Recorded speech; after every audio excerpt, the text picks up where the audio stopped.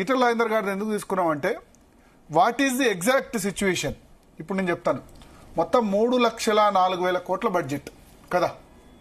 3,04,000 కోట్లు ఈ ఆర్థిక సంవత్సరం అంటే నెక్స్ట్ ఏప్రిల్ నుంచి మార్చ్లో ఖర్చు పెడతామని చెప్పిన బడ్జెట్. లాస్ట్ ఇయర్ ఎంత ప్రవేశపెట్టారు తెలుసా? 2,91,000 కోట్లు. అంటే ఒక 13,000 కోట్లు, అంటే ఎంత, ఒక 5% మాత్రమే పెరుగుదల ఉంది. లాస్ట్ ఇయర్ 2,91,000 కోట్లు ఖర్చు పెట్టాలి. కానీ రేవంత్ రెడ్డి లెక్కల ప్రకారమే, చీఫ్ మినిస్టర్ రేవంత్ రెడ్డి లెక్కల ప్రకారమే ఖర్చు పెట్టింది ఈ ఆర్థిక సంవత్సరంలో 2,91,000 కోట్లు అన్ని కలిపి ఖర్చు పెట్టాలి. కానీ ఖర్చు పెట్టింది 70,000 కోట్లు తక్కువ ఉన్నాయని రేవంత్ రెడ్డి చెప్తున్నారు. ఈటల రాజేందర్ చెప్పేది ఏంటంటే ఇంకా తక్కువ ఉంటుంది. అది 2,91,000 కోట్లు అంటే 2 లక్షల కోట్లే ఖర్చు పెట్టారు. ఆ మిగతా 91,000 ఎటువైనాయి అంటే ₹1 కూడా ఖర్చు కాలి. ఇప్పుడు లాస్ట్ టైం బడ్జెట్లో పెట్టిన దానిలో ఎగ్జాంపుల్ ఇల్లు కడతామని చెప్పారు, ఒక ఇల్లు కూడా కట్టలేదు కదా. సో అట్లా 90,000 కోట్లు దేనికి ఖర్చు పెట్టలేని సిచ్యువేషన్. ఇప్పుడు ఏమైతుందంటే 3,04,000 కోట్ల బడ్జెట్ అని మనం అనుకుంటున్నాం.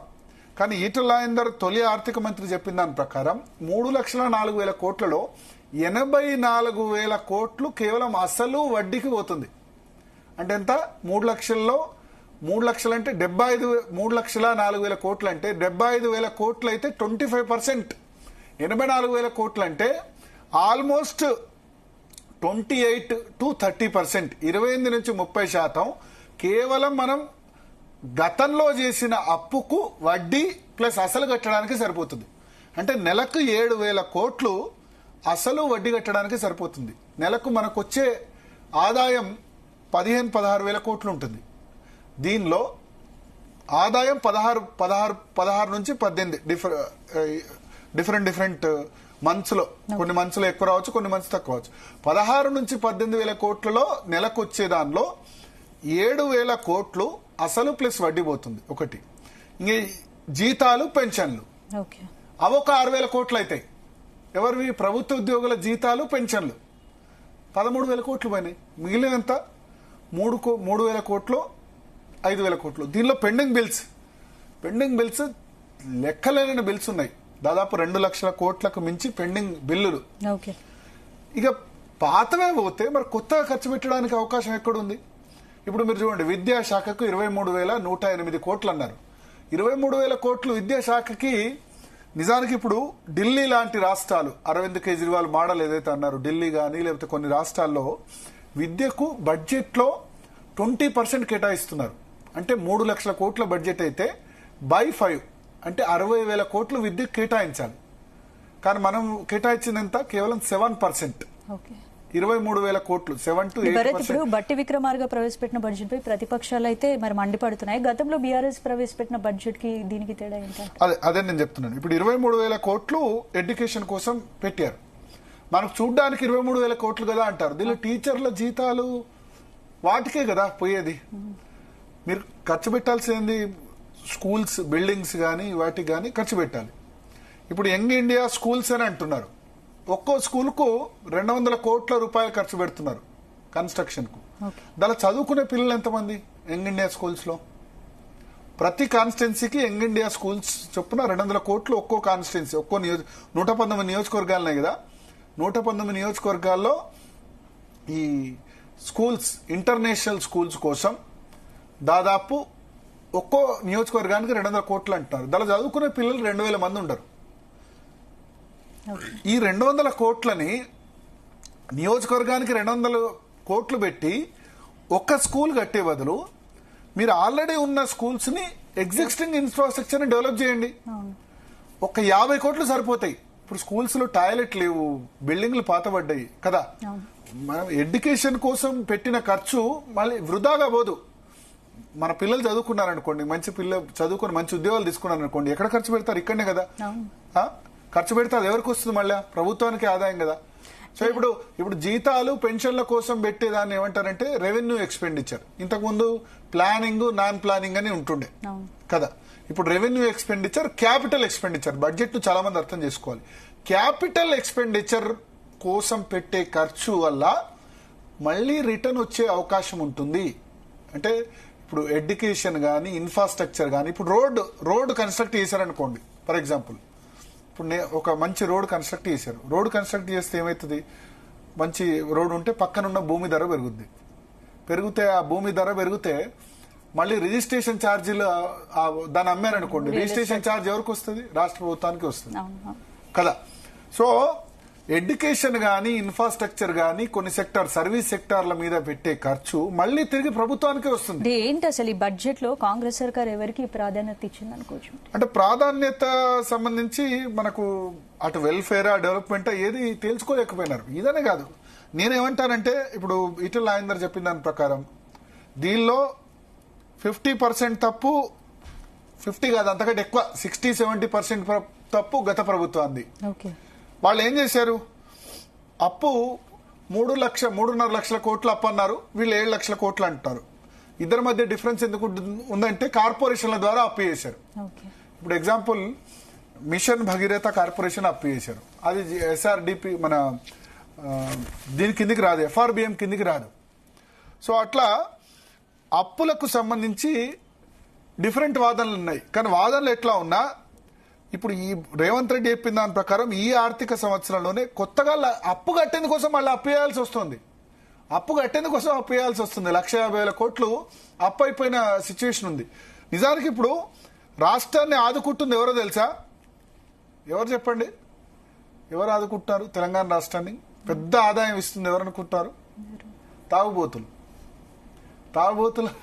తాగుబోతులు అంటే డీసెంట్ వర్డ్ కాదు,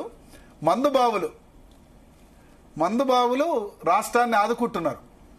నెలకి 40,000 కోట్లు ఎక్సైజ్ నుంచి ఆదాయం వస్తుంది. హైయెస్ట్, మీకు పెట్రోల్ డీజిల్ కంటే కూడా ఎక్కువగా లిక్కర్ సేల్స్ లో Telangana highest in the country. అంటే మన జనాభా ప్రకారం చూసుకుంటే ఇప్పుడు మన జనాభా ఎంత? 3.5 కోట్లు, 3.5 నుంచి 3,70,00,000. ఉత్తరప్రదేశ్ జనాభా ఎంత? 20 కోట్లు. వాళ్ళకంతే ఆదాయం వస్తుంది. 20 కోట్ల మంది ఉన్న దగ్గర అంతే ఆదాయం వస్తుంది లిక్కర్ ద్వారా, మనకంతే ఆదాయం వస్తుంది. పక్కనున్న ఆంధ్రప్రదేశ్ మనకంటే అంటే తెలంగాణ కంటే కూడా ఎక్కువ జనాభా ఉంది కదా, అక్కడ 6-7 కోట్ల జనాభా ఉంటుంది, అక్కడ అంతే ఆదాయం వస్తుంది. సో 40,000 కోట్లు మందుబాబుల ద్వారా రాష్ట్ర ప్రభుత్వానికి ఆదాయం వస్తుంది. ఈ సంవత్సరం ఆ 40,000 కోట్లను 50,000 కోట్లు చేశారు. ఈ 3,04,000 కోట్ల బడ్జెట్ లో ఏం పెట్టారంటే లిక్కర్ ద్వారా మాకు 50,000 కోట్ల రెవెన్యూ వస్తుందని అంచనా వేశారు. అంటే ఇంకా 10,000 కోట్లు ఎక్కువ. ఇప్పుడు తాగింది చాలకుండా ఇంకా ఎక్కువ తాగండి అని చెప్పి. సో ఎంత తాగితే అంత ప్రభుత్వాలకు నయం. పక్క రాష్ట్రంలో అంతే, జగన్ మేము మద్య నిషేధం విధిస్తా అని చెప్పి అధికారంలోకి వచ్చి చీప్ లిక్కర్ మొత్తం పారిచ్చాడు. ఇప్పుడు ఆ మద్యం పెద్ద స్కామ్ అయిందట, లోకల్ బ్రాండ్స్ లేకుండా చేశాడు. ఆల్కహాల్ కు నిజానికి దురదృష్టకరం, తెలంగాణ ఏపీలో అత్యధికంగా అకేషనల్ గా డ్రింక్ తీసుకుంటే పర్లేదు, ఇబ్బంది లేదు, దాన్ని కూడా సమర్థించాం. బట్ ఏంటంటే రోజు కాయ కష్టం చేసిన వాళ్ళు కూడా, రోజు కష్టపడిన వాళ్ళు కూడా మద్యానికి బానిసై వాళ్ళ సంపాదించేదంతా కూడా మద్యానికి ఖర్చు పెడుతున్నారు. లేకపోతే 40,000 కోట్ల రెవెన్యూ ఏందండి? పక్కనున్న మహారాష్ట్రలో ఉందా, కర్ణాటకలో ఉందా, గుజరాత్ అయితే పూర్తిగా మద్య నిషేధం. మరి మద్య నిషేధం ఉన్న రాష్ట్రంలో రెవెన్యూ రావట్లేదా? మనకంటే ఎక్కువ రావట్లేదా? మీరు ఢిల్లీలో చూడండి, ఢిల్లీలో లిక్కర్ స్కామ్ అన్నారు, ఢిల్లీలో మద్యం తాగే వాళ్ళు. Telangana is highest liquor consuming state. చిన్న పిల్లలు 15-16 సంవత్సరాల పిల్లలు కూడా లిక్కర్కి అలవాటు అయిపోతున్నారు. అది సరే అకేషనల్ గా ఇప్పుడు జనవరి 1 లేకపోతే మందో దసరా దావత్ అంటే పర్లేదు, రోజు తాగడం అలవాటు అయిపోతుంది. ప్రభుత్వాలకు రెవెన్యూ ఏమో గానీ దీనివల్ల వాళ్ళ ఆరోగ్యం నాశనం అవుతుంది ఒకటి. రెండో ప్రాబ్లం, రోజువారీ సంపాదన మొత్తం ఆల్కహాల్ ఖర్చు పెడుతున్నారు. బీహార్ లాంటి వెనుకబడిన రాష్ట్రంలో దానిలో మద్య నిషేధం విధించారు. సరే మద్య నిషేధం అంటే గతంలో ఎన్టీ రామారావు హయాంలో ఇంప్లిమెంట్ అయింది, అది పూర్తిగా ఇంప్లిమెంట్ కాదు. ఇక్కడ తాగితే పక్క రాష్ట్రంలో పోయి తాగుతారు, మహారాష్ట్రలో ఆంధ్రప్రదేశ్ తాగుతారు. కానీ మద్యాన్ని పూర్తిగా నిషేధం కాకుండా నియంత్రించాల్సిన అవసరం కనబడతలేదా? కానీ ఇప్పుడు ఎంతమంది చనిపోతున్నారు లంబాడీ తండాల్లో, చాలా మంది చనిపోతున్నారు చిన్న ఏజ్ లోనే తాగుడుకు బానిసై లివర్ ఖరాబ్ అయ్యి చాలా మంది చనిపోతున్న పరిస్థితి ఉంది. ఆల్కహాలిక్ ఫ్యాటీ లివర్ డిసీజ్ లెక్క పెట్టాడు తెలంగాణలో హైయెస్ట్.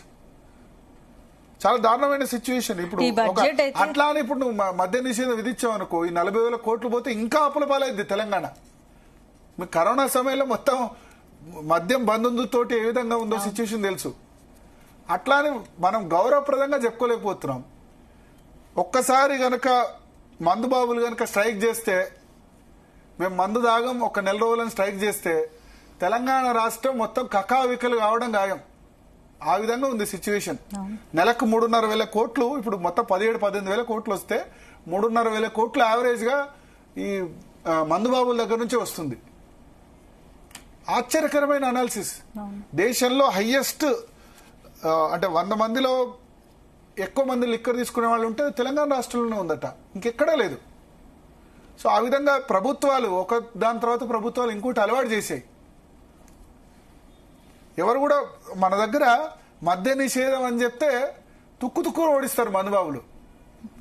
ఇదివరకు మద్య నిషేధం అంటే ఏం చేశారు, ఎన్టీఆర్ ₹2 కిలో బియ్యం మద్య నిషేధం 1994లో పెడితే అఖండ మెజారిటీతో అధికారంలోకి వచ్చారు. ఇప్పుడు ఎవరైనా పార్టీని హామీ ఇచ్చి చూడమనండి మద్య నిషేధం అంటే తుక్కున ఒడగొడతారు ఏదన్నా ప్రభుత్వం. అందుకని ఏ పార్టీ కూడా, పొలిటికల్ పార్టీ కూడా మద్య నిషేధం జోలికి రావట్లేదు. అక్కడ చంద్రబాబు నాయుడు కూడా ఆంధ్రప్రదేశ్ లో ఏం హామీ ఇచ్చాడంటే, మేము అధికారంలోకి వస్తే చీప్ లిక్కర్ బ్రాండ్స్ తీసేసి మంచి బ్రాండ్స్ పెడతామని చెప్పాడు.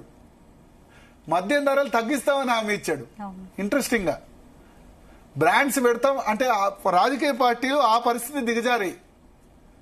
సో ఇప్పుడు 3,04,000 కోట్ల బడ్జెట్ లో మద్యం ద్వారా వచ్చే ఆదాయం 40,000 కోట్లు. ఇప్పుడు నేను ఇది పూర్తిగా రేవంత్ రెడ్డి ప్రభుత్వాన్ని తప్పుపట్టను. కేసీఆర్ ప్రభుత్వం లెక్కకు మించి అప్పులు చేసింది. పైగా ఆ అప్పుల నుంచి వాళ్ళు తప్పించుకునే ప్రయత్నం. ఇప్పుడు కాంగ్రెస్ ప్రవేశపెట్టిన బడ్జెట్ అబద్దాల పుట్ట అని బీఆర్ఎస్ అంటోంది. ఇప్పుడు బడ్జెట్ లో పేజీలు పెరిగాయి తప్ప పేదల అబద్దాల పుట్ట నిజం ఎవరి గవర్నమెంట్ అని అంతే అండి. ఇప్పుడు కేంద్ర బడ్జెట్ ని సీరియస్ గా తీసుకునే సిచ్యువేషన్ ఉంది. రాష్ట్రాల బడ్జెట్, ఆంధ్రప్రదేశ్, తెలంగాణ బడ్జెట్ ఎవరు సీరియస్ గా తీసుకోవట్లే. ఇవాళ పొద్దున ఏదైనా టీవీలో ఏమైనా వ్యూవర్షిప్ పెరిగిందా అంటే, నార్మల్ గా బడ్జెట్ ప్రవేశపెడుతున్నారంటే నిర్మలా సీతారామన్ బడ్జెట్ అంటే లక్షలాది మంది చూశారు. కానీ తెలంగాణ, ఆంధ్రప్రదేశ్ బడ్జెట్ అంటే ప్రజలు టీవీ చూడడం కూడా బంద్ చేశారు. ఎందుకంటే దాన్ని చెప్పింది ఒకటి, వాళ్ళు చేసేది ఒకటి. పేరుకు 3,04,000 కోట్లు అంటారు, 2 లక్షల కోట్లు కూడా ఖర్చు చేయరు. అంటే ఎంత? 33% ఆఫ్ బడ్జెట్ వాళ్ళు కనీసం స్పెండ్ చేయకుండానే అయిపోతుంది. దీనిలో అన్ని అప్పులు కట్టడానికే. ఇప్పుడు క్యాపిటల్ ఎక్స్పెండిచర్ ఎంత మొత్తం బడ్జెట్ లో? 36,000 కోట్లు. రోడ్లకు ఎంత కేటాయించారు చూడండి. రోడ్లకు కేటాయించింది 5,400 కోట్లు కదా. ఇప్పుడు మీరు రోడ్ ఇన్ఫ్రాస్ట్రక్చర్ డెవలప్ చేస్తే కదా. ఇప్పుడు తెలంగాణలో ల్యాండ్ వాల్యూ ఎందుకు పెరిగింది? రోడ్స్ ఒకప్పుడు బాగుండే. ఇప్పుడు R&B రోడ్లు, నేషనల్ హైవేస్ ఎంత బాగున్నాయి. మీరు ఎక్కడ చూడండి నేషనల్ హైవే ఎక్కడ పోయినా. అటల్ బిహారీ వాజ్పేయి స్వర్ణ చతుర్భుజి ఎందుకు ప్రవేశపెట్టారు? రోడ్లు కానీ, రైల్వే లైన్లు కానీ మంచిగా అయితే, ఇన్ఫ్రాస్ట్రక్చర్ మంచిగా అయితే అక్కడ ఇండస్ట్రీస్ పెట్టడానికి వస్తుంది. ఇండస్ట్రీస్ పెడితే ఉపాధి పెరుగుతుంది. ఇండస్ట్రీస్ అక్కడ పెడితే GST కడతారు, అదే రాష్ట్రంలో ఆదాయం వస్తుంది. ఇప్పుడు మనకు Hyderabad is biggest resource Telangana. ఆంధ్రాకు డిసడ్వాంటేజ్ హైదరాబాద్ లేకపోవడం. హైదరాబాద్ లో ఇప్పుడు ఇంతమంది సాఫ్ట్వేర్ ఇంజనీర్స్ ఉన్నారు, వాళ్ళు సంపాదిస్తున్నారు లక్షల కొద్దీ. ఎట్లా రెవెన్యూ వస్తుంది? పార్టీలు, ఎంజాయ్మెంట్, డ్రింక్ తీసుకుంటే లిక్కర్ రెవెన్యూ వస్తుంది, అవునా? ఏదైనా వస్తువులు కొంటే GST ద్వారా రెవెన్యూ వస్తుంది. ఇన్కమ్ ట్యాక్స్ కడితే అది సెంట్రల్ గవర్నమెంట్కి వస్తుంది. ల్యాండ్స్ కొన్నారనుకోండి, అపార్ట్మెంట్ కొన్నారనుకోండి, భూముల ద్వారా రిజిస్ట్రేషన్ ఆదాయం రాష్ట్ర ప్రభుత్వానికి వస్తుంది. సో ఇప్పుడు ఏమైంది? రిజిస్ట్రేషన్ వాల్యూ ఆదాయం పడిపోయింది. కొత్తగా లేవు ట్రాన్సాక్షన్స్. తెలంగాణ వచ్చిన 2014-15లో భూముల ధరలు ఎంత? 2022-23 8 సంవత్సరాల్లో దాదాపు డబుల్ త్రిబుల్ అయింది. భూమి బంగారం అయిపోయింది తెలంగాణ. కానీ ఇప్పుడు మొత్తం లాస్ట్ 2-3 years గా పడిపోయింది. 2 కారణాలు. ఒకటి, పడిపోవడానికి ఎలక్షన్, ఎన్నికల సంవత్సరంలో ఏం చేస్తారంటే ఎప్పుడు కూడా రియల్ ఎస్టేట్ ధరలు తగ్గుతాయి. కరోనా వచ్చినా సరే మనకేం భూముల ధరలు ఏం తగ్గలే 2020-21లో. అప్పుడు కొంచెం స్లో అయింది కానీ ఆ తర్వాత మళ్ళీ జుమ్ అని రాకెట్ అందుకుంది. రియల్ ఎస్టేట్ పర్సన్స్ కి లేకపోతే ల్యాండ్ మీద ఇన్వెస్ట్ చేసిన వాళ్ళకి ఒక స్వర్ణయుగం 2014. 2008 నుంచి 14 వరకు హైదరాబాద్ లో భూముల ధరలు పెరగలే. 6-7 సంవత్సరాలు తెలంగాణ ఉద్యమం కారణంగా ఒక అనిశ్చితి ఉంది అని అనుకున్నారు. ఎప్పుడైతే GHMC ఎన్నికల్లో BRS గెలిచిందో అప్పుడు ల్యాండ్ వాల్యూస్ విపరీతంగా పడిపోయినాయి. సో నేను ఒక బిల్డర్ తో మాట్లాడితే, మాకు స్వర్ణయుగం, గుప్తుల కాలాన్ని దేశానికి స్వర్ణయుగం అంటారు, అట్లనే తెలంగాణలో రియల్ ఎస్టేట్ వాళ్ళకి 2015 నుంచి 22 వరకు స్వర్ణయుగం అన్నారు. కొత్త జిల్లాలు ఏర్పాటైనాయి, 33 జిల్లాలు. ఆ కొత్త జిల్లాల్లో రియల్ ఎస్టేట్ మళ్ళీ పెరిగింది. ఆ జిల్లాలు, కలెక్టరేట్లు, అదేని చెప్పి ఏదో ఒక యాక్టివిటీ. కానీ 22-23 సంవత్సరంకి వచ్చేసరికి ఏమైందంటే, ఎలక్షన్ ఇయర్ ఎప్పుడు కూడా రేట్లు తగ్గుతాయి. ఎందుకు తగ్గుతాయి? రాజకీయ నాయకులు ఏం చేస్తారు? ఎన్నికల్లో ఖర్చు చేయాలి ఓటర్లకు. తెలంగాణ, ఆంధ్రప్రదేశ్, కర్ణాటక, మహారాష్ట్రలో, తమిళనాడులో ఏంటంటే డబ్బు ప్రభావం ఎక్కువ. ఖర్చు చేయాలంటే ఎట్లా? వాళ్ళకు వాళ్ళ పేరు మీద ఉన్న ఆస్తులు, బినామీ ఆస్తులు అన్ని కూడా ల్యాండ్స్ అన్ని అమ్ముతారు. ఒకటే సంవత్సరంలో అంతమంది ల్యాండ్ అమ్మకానికి పెట్టినప్పుడు ఏమైంది? కొనేవాళ్ళు ఉండాలి కదా. సో డిమాండ్ సప్లై కదా. కొనేవాళ్ళు లేనప్పుడు భూముల ధరలు ఏమైతే ఆటోమేటిక్ గా నువ్వు ₹1,00,00,000 అమ్ముతా అంటే 50,00,000 ఇస్తావా అని అడుగుతాడు. అప్పుడు తగ్గుతాయి కదా. సో ఎప్పుడు కూడా ఎలక్షన్ ఇయర్ లో మనకు మళ్ళా 2 ఎలక్షన్లు వేరే. అసెంబ్లీ ఎలక్షన్ 6 నెలల ముందు, ఆ తర్వాత మళ్ళీ 6 నెలలకు పార్లమెంట్ ఎలక్షన్. సో ఈ ఎలక్షన్స్ అప్పుడు ఎప్పుడు కూడా ల్యాండ్ వాల్యూస్ తగ్గాయి. ఈసారి తగ్గిన ఎలక్షన్ అయిన తర్వాత మళ్ళీ 6 నెలలు, సంవత్సరం తర్వాత పికప్ కావాలి. పికప్ కావాల్సిన సమయంలో సడన్ గా హైడ్రా వచ్చింది. హైడ్రా వచ్చేసరికి ఇన్వెస్టర్ సెంటిమెంట్ దెబ్బతింది, ల్యాండ్ వాల్యూ దెబ్బతింది. అసలే పరిస్థితి బాగాలేదు, రేట్లు చాలా ఎక్కువ పెరిగిపోయినాయి, ఓవర్ సోల్డ్. ఇప్పుడు మా గజ్వేల్ అనుకోండి, యాదగిరిగుట్ట అనుకోండి, షాదనగర్ అనుకోండి, జడ్చర్ల అనుకోండి, టైర్ 2 సిటీస్ లో కూడా చాలా మంది ల్యాండ్ ఇన్వెస్ట్ చేసి తీసుకున్నారు. కానీ ఎక్కడ కూడా పోలేని సిచ్యువేషన్. హైదరాబాద్ లో కూడా అన్సోల్డ్ ఇన్వెంటరీ చాలా పెద్ద ఎత్తున ఉంది, అపార్ట్మెంట్స్ కానీ ఇవి కానీ చాలా ఉంది. సో ఇప్పుడు మనకు రియల్ ఎస్టేట్ భూమి ఉంటే కనుక ఏం జరుగుతుందంటే రిజిస్ట్రేషన్ల ఆదాయం, ప్రభుత్వానికి రిజిస్ట్రేషన్ల ఆదాయం పెరుగుతుంది. కానీ రిజిస్ట్రేషన్ల ఆదాయం 20-30% తగ్గింది ఫైనాన్షియల్ ఇయర్. ఇప్పుడు ఏం చేస్తా ఉంటారు? భూములు అమ్ముతా ఉంటారు. గచ్చిబౌలిలో HCU, Hyderabad central university lands అమ్ముతామని చెప్తున్నారు. సో ఏ ప్రభుత్వమైనా ఇంతే, భూములు అమ్మి 20,000 కోట్లు సంపాదిస్తూ ఉంటారు. గతంలో ఇప్పుడు ఇక్కడ కోకాపేటలో బీఆర్ఎస్ భూములు అమ్మితే దాన్ని వీళ్ళు వ్యతిరేకించారు. అంతకుముందు కాంగ్రెస్ భూములు అమ్మితే బీఆర్ఎస్ వ్యతిరేకించింది. కానీ పాలకులు ఎవరైనా సరే ల్యాండ్ అమ్మడంలో మాత్రం ముందుంటారు. రాజశేఖర రెడ్డి టైంలో భూములు అమ్మితే అప్పుడు తప్పుడు చర్య అన్నారు. ఇప్పుడు ఈ ప్రభుత్వం కూడా వేరే మార్గం లేదు. మరి ఎక్కడి నుంచి పైసలు తీసుకురావాలి? అప్పు పుట్టిన సిచ్యువేషన్, అప్పును చేసేందుకు అప్పుతో చేయాలి. కానీ ఒకటి రేవంత్ రెడ్డి ఒక స్టేట్మెంట్ ఇచ్చారు, ఏంటంటే మేము ఇక్కడ నుంచి నిక్కచ్చిగా ఉంటాం. ఇప్పుడు ఈ బడ్జెట్ లో ప్రతిపక్షం ఇప్పుడు అంటుంది, బీఆర్ఎస్ ఏమనంటుంది, మేము బడ్జెట్ లో 6 గ్యారంటీలకు హామీలేవి, 6 గ్యారంటీలకు కేటాయింపులు, మహిళలకు 2,500 ఏది, తర్వాత మిగతా తులం బంగారం ఏదని అడుగుతున్నారు. అవన్నీ గనక ఇంప్లిమెంట్ చేస్తే మహిళలకు 2,500 తులం బంగారం, తర్వాత రైతు బంధు ఇప్పుడు 6,000 ఇచ్చేది 12,000 ఇచ్చేది 15,000, ఇవన్నీ చేస్తే తెలంగాణ ఇంకా దివాళా తీయడం ఖాయం. ఇవన్నీ ఎవరి సొమ్ము అంటే ఒక మధ్యతరగతి వాడిగా నేను క్వశ్చన్ చేస్తున్నా, నేను పర్సనల్ గా. ఎవరి సొమ్ము? ట్యాక్స్ పేరు కట్టిందాన్ని ఉచితాలక ఇవ్వాల్సింది? ప్రతి మహిళకు 2,500 ఇచ్చేస్తారా? మీరు కష్టాల్లో ఉన్న మహిళలకు ఇవ్వండి, వితంతు మహిళలకు ఇవ్వండి. ప్రతి మహిళకు 2,500 ఇచ్చేస్తారంటే ఏం చేస్తారు? ఎవరైనా పని చేస్తాడా? తెలంగాణలో ఇప్పుడు అసలు కూలీ పని చేసేందుకు ఎవరైనా దొరుకుతున్నారా? బీహార్, జార్ఖండ్ నుంచి తీసుకోవాల్సిన అగత్యం ఏర్పడ్డది. ప్రతి మహిళకు 2,500 ఫ్రీగా వంచుతాం, తులం బంగారం ఇస్తాం. తులం బంగారం ఇచ్చి మొత్తం పెళ్లి ఖర్చు ఇప్పుడు ఇదో ₹1,00,000 కళ్యాణ లక్ష్మి షాదీ ముబారక్ అన్నారు. ఇప్పుడు ఆ 1,00,000 కాకుండా ఇంకో తులం బంగారం ఇస్తున్నారు. తులం కాదు 5 తులాలు బంగారం ఇవ్వండి. మీ జేబులోంచి ఏమైనా ఇస్తున్నారా? వీళ్ళని తప్పు పట్టట్లేదు. ఓన్లీ కాంగ్రెస్ గవర్నమెంట్ అనే కాదు, బీఆర్ఎస్ గవర్నమెంట్ కూడా, బీఆర్ఎస్ కూడా అధికారంలోకి వస్తే మేము 2,000 పెన్షన్ 5,000 చేస్తామని చెప్పారు. రైతు బంధు 10,000. సరే, రైతు బంధు ఒక విధంగా అంగీకరించవచ్చు, ఎందుకంటే రైతులకు ఇన్వెస్ట్మెంట్ పెట్టుబడి సహాయంగా ఉపయోగపడుతుంది. దానివల్ల చాలా క్రాప్, కొత్తగా పంట విస్తీర్ణం చాలా పెరిగింది తెలంగాణలో. పంటలు వేయడం వల్ల మళ్ళీ అమ్ముకోవడం వల్ల రైతుల చేతిలో డబ్బులు ఉంటే మార్కెట్ ఎకానమీ బాగుంటుంది. మళ్ళీ రైతుల చేతిలో డబ్బులు ఉంటే వాళ్ళు ఇంకో దగ్గర ల్యాండ్ కొంటారు. ల్యాండ్ కొంటే అల్టిమేట్ గా ఎకానమీ పెరుగుద్ది కదా, అదొక రకమైన ఇది. కానీ కళ్యాణ లక్ష్మి షాదీ ముబారక్ ₹1,00,000 ఇవ్వడం ఏంది, ఈ మహిళలకు స్కూటీలు ఇస్తా అనడం ఏంది, మంచికి 2,500 ఒట్టిగానే నెలకు వంచుతాం అనడం ఏంది? వీళ్ళ డబ్బా? ఒకళ్ళ మీద పన్ను వేస్తున్నారు, ఇంకోళ్ళ మీద తీసుకుంటున్నారు. దీనికోసం మద్యం కోసం బానిసలు చేస్తున్నారు. ఏ పార్టీ ఇచ్చిన 5 గ్యారెంటీలు 6 గ్యారెంటీ వాళ్ళేం తక్కువ ఇవ్వలేదు. బీఆర్ఎస్ రుణమాఫీ అని చెప్పి ఇచ్చేశారు, 20,000 కోట్లు ఇచ్చారు. కానీ ప్రజల్లో సాటిస్ఫాక్షన్ ఉందా? రుణమాఫీ 80% దాదాపు ఇంప్లిమెంట్ చేశారు, కానీ సాటిస్ఫాక్షన్ లేదు. నువ్వు ఐటీ ట్యాక్స్ పేయర్ ఎన్ని ఒక 3-4 ఎకరాలు ఉన్నవాడికి ఓకే. చాలా మంది ఏంటంటే రుణమాఫీ స్కీమ్ కి ఎలిజిబుల్ గా ఎందుకోసం ఫ్రీగా ఎలక్షన్ ముందు పోయి రుణాలు తీసుకుంటున్నారు, 1,00,000-2 లక్షలు బ్యాంకులకు కట్టట్లేదు. నిజమైన రైతుల కంటే సరే, ఇప్పుడు ఎవరో ప్రతి ఒక్కళ్ళకి ల్యాండ్ ఉంది, రుణాలు తీసుకుంటారు, ఆ విధంగా ఇండిసిప్లిన్ అయిపోతుంది రుణమాఫీ అన్నది. నేను చెప్తున్నా, జీ తెలుగు న్యూస్ ఉచితాలకు వ్యతిరేకంగా క్యాంపెయిన్ చేయబోతుంది. ఉచితాలు అన్నది ఈ ప్రభుత్వాలు, లేకపోతే ఇది కేసీఆర్ లేకపోతే రేవంత్ రెడ్డి పైసలు కావు ఇవి మీరు ఇష్టం వచ్చినట్టు ఖర్చు పెట్టడానికి.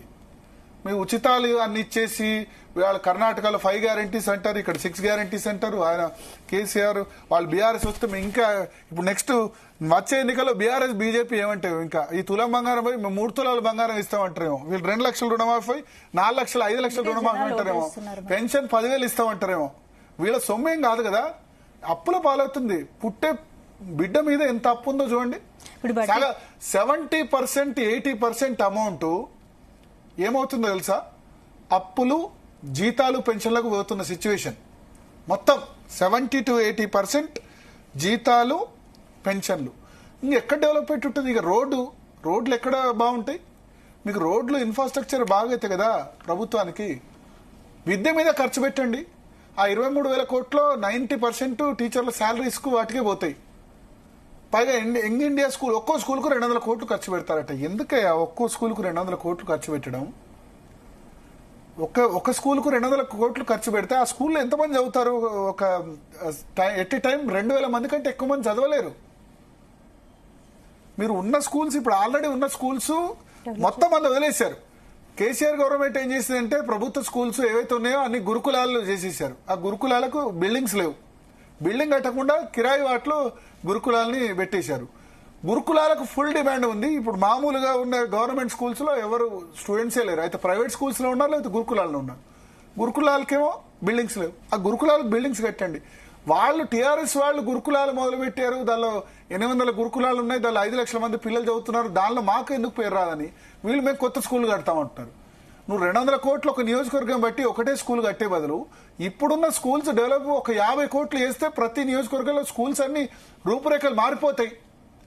ఢిల్లీలో చూడండి, ఆమ్ ఆద్మీ గవర్నమెంట్ 2 సార్లు అధికారంలోకి వచ్చింది ఆ స్కూల్స్ బాగు చేయడం వల్ల. 3వ సారి కూడా చిత్తుగా ఏం ఓడిపోలేదు, మంచిగా సీట్లు వచ్చాయి. ఆ ఎడ్యుకేషన్ పాలసీ అక్కడ ఇంప్లిమెంట్ చేసుకోవచ్చు కదా.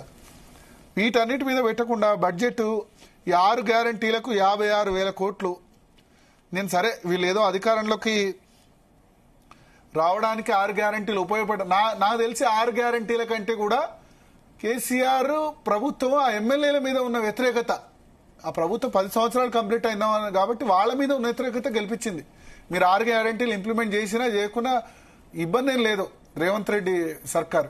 సరే ప్రతిపక్షంలో ఉన్నప్పుడు బీఆర్ఎస్ అంటది ఆ హామీ ఏది ఈ హామీ ఏది అని ట్రాప్లోకి లాగే ప్రయత్నం చేస్తారు. కానీ నా ఉద్దేశం ఆ హామీలన్నీ మర్చిపోండి. మీరు స్టేట్ డెవలప్ అల్టిమేట్ గా ఇప్పుడు పైసలు వంచడమే ఎలక్షన్లో గెలవడానికి ప్రాతిపదిక అయితే జగన్ గెలవాలి కదా. నవరత్నాలని పెట్టాడు ఆయన వంచలేని పైసలు ఎవడు వంచలే. ఏమైంది? డెవలప్మెంట్ చూపించాలి కదా. కేసీఆర్ 2 సార్లు ఎందుకు వచ్చాడు? వెల్ఫేర్ చేశాడు, డెవలప్మెంట్ చేశాడు. సో కాంగ్రెస్ గవర్నమెంట్ ఇప్పుడు డెవలప్మెంట్ చేద్దామంటే డబ్బులు లేవంటుంది. మీరు స్ట్రిక్ట్ గా ఉండండి. 6 గ్యారంటీలకు సంబంధించి ప్రతిపక్షాలు ఇట్లాగే లాగుతాయి మిమ్మల్ని. ప్రతిపక్షాలు ఉన్నప్పుడు బీజేపీ లేదా బీఆర్ఎస్ వాళ్ళు అంటూనే ఉంటారు మిమ్మల్ని. ఇప్పుడు బట్టి బడ్జెట్ పై కూడా బీజేపీ తీవ్ర విమర్శలు గుప్పిస్తోంది కదా. ఇందాక ఈటెల రాజేంద్ర గారు కూడా అన్నారు 6 గ్యారంటీలకు సంబంధించి బట్టి బడ్జెట్ మంగళం పాడిందని చెప్తోంది బీజేపీ. సరే నేను చెప్తున్నా, కాంగ్రెస్ ఏమో అన్ని వర్గాల వరకు న్యాయం చేసేలా బడ్జెట్ ఉందని 6 గ్యారంటీలు ఇవ్వాలని అంటే ప్రతిపక్షాలు అంటే అనడు వాళ్ళ డ్యూటీ. కానీ అధికారంలోకి వచ్చిన వాడు వాటిని ఇంప్లిమెంట్ చేస్తే స్టేట్ దివాలా దిగడం ఖాయం. 6 గ్యారంటీలు సరే వాళ్ళు ఎందుకు ఇచ్చారో, ఏ లెక్క పెట్టి ఇచ్చారో, ఏ హామీలు ఇచ్చారో తెలియదు. కానీ ఒక మధ్యతరగతి వ్యక్తిగా ఇప్పుడు దాని మధ్యతరగతికి వచ్చేవింది. ఫ్రీ బస్ ఇస్తున్నారు అందరికి, సరే ఇచ్చారు అయిపోయింది. గ్యాస్ సిలిండర్ 500 ఇస్తున్నారు చాలా. ఇక ప్రతి మహిళకు 2,500 అంటే రాష్ట్రంలో 2 కోట్ల మంది మహిళలు ఉన్నారు. నెలకు ఎంత ఖర్చు అవుతుందో ఆలోచించండి. ఎక్కడి నుంచి పట్టుకొస్తారు పైసలు? సాధ్యమా? మళ్ళీ ఇన్ని స్కీమ్స్ ఇంప్లిమెంట్ చేసుకుంటూ మళ్ళీ రైతు బంధు ఇవన్నీ సాధ్యమా? సో అందుకని బడ్జెట్ లో పెట్టలేదు. ఇల్లు 5 లక్షల ఇల్లు అదన్నారు. ఇప్పుడు లోన్స్, కార్పొరేషన్ లోన్స్ అంటున్నారు. ఇవన్నిటికీ ఒక దేశ బడ్జెట్ కూడా కాలదు వీళ్ళు ఇచ్చిన హామీలకి. సో అందుకని నేనేమంటా అంటే ప్రతిపక్షాలు ఇట్లా అంటూనే ఉంటాయి. సరే మీరు తప్పు అధికారంలోకి రావడం కోసం ఎట్లా అయినా అధికారంలోకి రావాలని అక్కడ కర్ణాటకలో 5 గ్యారంటీలు ఇచ్చినట్టు ఇక్కడ 6 గ్యారంటీలు ఇచ్చారు. కానీ అవన్నీ ఇప్పుడు ఈటెల రాజేందర్ చెప్పాడు కదా, సేమ్ రేవంత్ రెడ్డి బట్టి విక్రమార్క, రేవంత్ రెడ్డి ఆల్రెడీ ఆ టోన్ లో చెప్తున్నారు. రేవంత్ రెడ్డి బట్టి విక్రమార్కి వెళ్ళి మా దగ్గర డబ్బులు లేవు, ఇది ప్రాబ్లం, ఆర్థిక పరిస్థితి బాగైన తర్వాత చేస్తాం. ఉద్యోగులకి టీచర్లకనే కాదు, పెన్షన్లకు టీచర్లకు 5 డిఏలు ఇవ్వాలి. 5 డిఏలు పెండింగ్ లో ఉన్నాయి. హైయెస్ట్ ఈ దేశంలో ఏ రాష్ట్రంలో కూడా ఇన్ని డిఏస్ పెండింగ్ లో లేవు. మన పక్క నుండి తమిళనాడు 1 డిఏ ఇవ్వాలి, ఆంధ్రప్రదేశ్ 1-2 డిఏలు ఇవ్వాలి, తెలంగాణ 5 డిఏలు ఇవ్వాలి. ఇంకా వాళ్ళకు పీఆర్సీ, కొత్త పీఆర్సీ పక్కన పెడితే డిఏలు ఇచ్చే సిచ్యువేషన్ లేదు. ఇంత దారుణమైన ఆర్థిక పరిస్థితి ఉంది. ఈ దృష్టిలో నాకు తెలిసి 6 గ్యారెంటీలు కాదు, 6 గ్యారెంటీలు అని పేరు కానీ 15 గ్యారెంటీలు ఇచ్చారు. దానిలో అన్ని ఇంప్లిమెంట్ చేయడం అసాధ్యం ఇప్పుడున్న ఫైనాన్షియల్ సిచ్యువేషన్. నర్మగర్భంగా చెప్పుకుంటూ పోవాలి. ఏదో ఎలక్షన్ టైంలో ఇచ్చాం. కేసీఆర్ కూడా నిరుద్యోగ వృత్తి 3,000 ఇస్తా అని చెప్పాడు, ఇచ్చాడా? ఇవ్వలే కదా. రుణమాఫీ చేస్తాం అన్నాడు కానీ 4.5 సంవత్సరాలు చేశాడు. వీళ్ళు కూడా మమ్మల్ని అధికారంలోకి 5 సంవత్సరాలు ఇచ్చారు కాబట్టి మొదటి సంవత్సరం అన్ని చేయం, 5వ సంవత్సరం వరకు చూసుకుంటామని చెప్పి నెట్టాలి. లేకపోతే మీరు నేను నడవడం కష్టం. స్పందన, మనం తెలంగాణ రాష్ట్రంలో హైదరాబాద్ లోనే ఉంటున్నాం కదా. ఇప్పుడు కాంట్రాక్టర్లు, పెండింగ్ బిల్లులు ఇవన్నీ ఇట్లే విధంగా కంటిన్యూ చేస్తే స్టేట్ ఎకనామిక్ సిచ్యువేషన్ మనం శ్రీలంకను ఇంకో విధంగా అవుతాం. కళ్ళ ముందు ఉంటుంది ఇట్లా ఈ విధంగా జరిగితే గనక. సో ఉన్న వాస్తవాన్ని నర్మగర్భంగా ఒప్పుకొని ముందుకెళ్ళాలి. ఈ గ్యారంటీలు ఇవన్నీ లాంగ్ టర్మ్ లో పనిచేయవు. మీకు ఏదైనా ఏమని చెప్పారంటే చేపను ఎవరికి చేపను డైరెక్ట్ గా ఇవ్వద్దు, చేపను పట్టే నేర్పరితనాన్ని నేర్పండి. చేపను పడితే వాడు ఆటోమేటిక్ గా రోజు చేపను తీసుకొని తింటాడు. మీరు తీసుకుపోయి డైరెక్ట్ గా చేపను ఇస్తే మళ్ళా తే అంటాడు.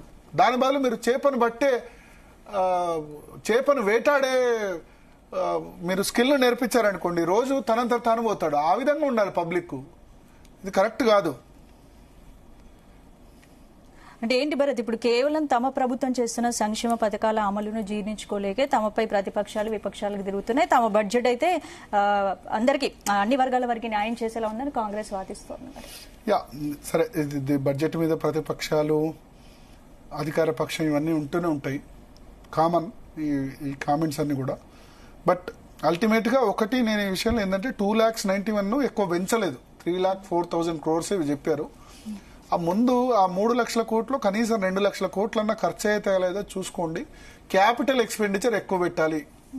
ఒకటి వెల్ఫేర్ స్కీమ్స్ అవసరం ఉన్న వాళ్ళకే ఉండాలి, నీడీ పీపుల్ కదా. సమాజంలో అత్యంత వెనుకబడిన వర్గాల వాళ్ళకి, ఇప్పుడు తిండి లేని వాళ్ళు చాలా మంది, తిండికి లేని వాళ్ళకి ఉండే, దారిద్ర్య రేఖ దిగువన చాలా మంది ఉండే కదా. సో అది అప్పుడు రూపాయి కిలో బియ్యం అన్నా, 2 రూపాయల కిలో బియ్యం అన్నా నడిచింది.